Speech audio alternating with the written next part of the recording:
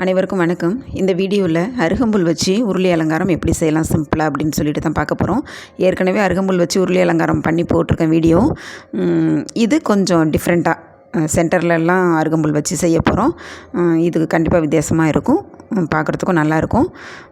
அதுக்கு நான் உருளி எடுத்திருக்கேன். உருளி சென்டரில் ஒரு சின்ன டம்ளர் வச்சுக்கிறேன். அதில் கொஞ்சமாக தண்ணி ஊற்றிட்டு அருகம்புல்லை கொஞ்சம் கொஞ்சமாக இது மாதிரி எடுத்து அதோட அடிப்பகுதியில் நூல் போட்டு ஒரு 2 முடிச்சு டைட்டாக போட்டுக்கோங்க. போட்டு 8 பீஸ் நான் ரெடி பண்ணி இது மாதிரி சுற்றி வச்சுக்கிறேன்.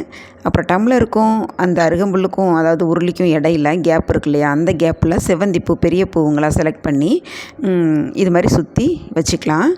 அதுக்கப்புறம் அருகம்புல் இப்போ வச்சுருக்கோம்ல, அந்த அளவை விட, அதாவது ஒவ்வொரு கொத்துக்கு சொல்கிறேன், அந்த கொத்து மாதிரி இன்னும் ஒரு 4-5 கொத்து சேர்ந்தால் எவ்வளோ இருக்குமோ அந்த அளவுக்கு அருகம்புல்லை எடுத்து சென்டரில் வச்சுருக்கிற டம்ளருக்குள்ளே வச்சுட்டு, அதுக்கப்புறம் செவ்வந்தி பூவுக்கும் அருகம்புல்லுக்கும் இடையில கிளாஸ் பக்கத்தில் கேப் இருக்கும். அந்த கேப்பை அடைக்கிற மாதிரி ரோஜா பூவை செருகி வச்சிடலாம் சுற்றிலும். இது சிம்பிளாக சூப்பராக செஞ்சிடலாம். பார்க்குறதுக்கு நல்லாயிருக்கும். விநாயகருக்கு படைக்கும்போது இல்லை விநாயகர் சதுர்த்திக்கெல்லாம் இது மாதிரி உருளி செஞ்சு பூஜை அறையில் வச்சிங்க அப்படின்னாக்க ரொம்ப சிறப்பாக இருக்கும். இந்த வீடியோ உங்களுக்கு பிடிச்சிருக்கும்னு நம்புகிறேன்.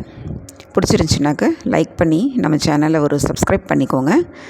அனைவருக்கும் விநாயகர் சதுர்த்தி நல்வாழ்த்துக்கள். தேங்க்ஸ் ஃபார் வாட்சிங்.